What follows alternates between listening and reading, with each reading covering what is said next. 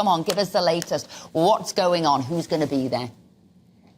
Oh, I mean, from the invites, it's pretty much we'll find out closer to the time, but it's kind of, this is a period where you're getting all the RSVPs, and they're going to be going down the hierarchy from the world leaders to the dignitaries to the people who represent different charities. We know that it's going to be a scaled down event because that's what King Charles wants. And it's also kind of more conscious of the environment of the day with the cost of living crisis and the kind of financial constraints that most of the country is in. So I think they're managing very well, but it's not something they're touting as an extravaganza, which is what you normally would associate to the royal family. But more it's all the...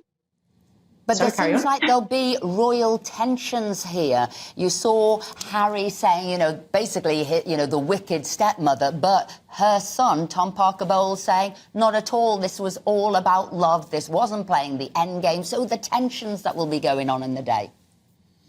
Yes, there is going to be tensions. And this was kind of an interesting one when I just took time to digest it, because in this particular instance, what you had is two sides of what happens with the children of divorce.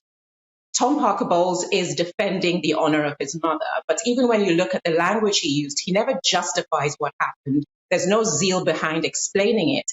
He says, this is what happened. And he doesn't care what anyone says. There was no end game, which pertains to what Harry wrote in his memoir, Spare, saying that he felt that she played the long game and she was dangerous, and it was part of a calculated attempt towards marriage and the crown.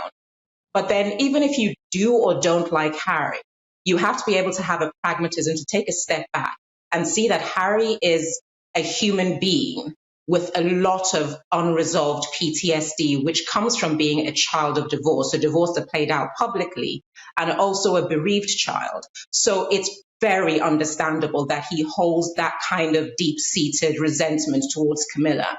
And the fact that you had to live with this woman who was not going to be going away anytime soon.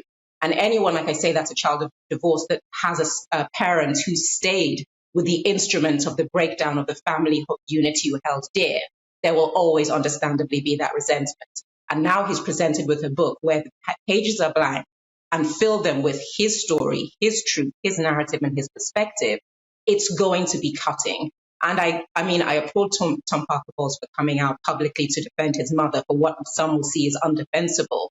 But like he said, it is what it is, and what happened, happened.